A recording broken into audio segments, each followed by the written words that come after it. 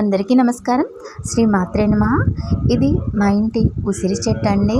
ఎంత పూతొచ్చింది, అసలు ఈ కాలంలో పూతొస్తుందా అనేది ఒక చిన్న సందేహము. మీకు ఎవరికైనా తెలుసుంటే కామెంట్ చేయండి.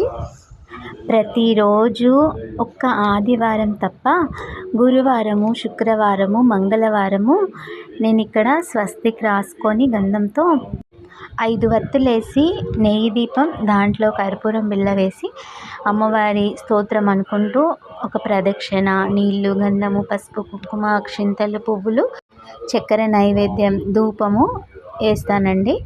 ఈ విధంగా చేయడం వల్ల నాకు ఇంత మంచి రిజల్ట్స్ అమ్మవారు చూపించింది అనేది నేను భావిస్తాను.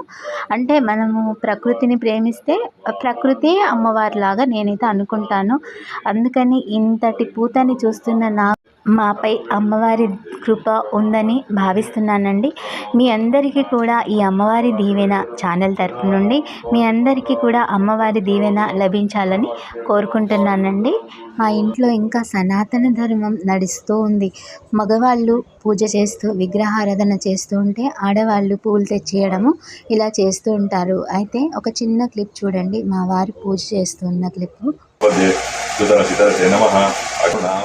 कृतनाजितगुं सामानमग्रमग्निगुं भुवेम परमार्थ तत्पदुकामिस्वामिने प्रत्योतिकमिको अत्परेसनाचा होतानवस्वति पाञ्चाग्ने तन्वविश्वासं सौभागमाजस्वा गोपीदिष्टमयोनिष्टं तवेन्द्रविष्णोरञ्चनमः नागस्य प्रथमं समसानो वैष्णवीं लोकयमाद्यन्तां ओं कात्यायनाय विद्महे कन्यकाधीमहि तन्नो दुर्गिः प्रचोदयात्। ओं शान्ति शान्ति शान्तिः। ఇదంటే ఇవాల్టి వీడియో. Thank you for watching. శ్రీ మాత్రే నమః.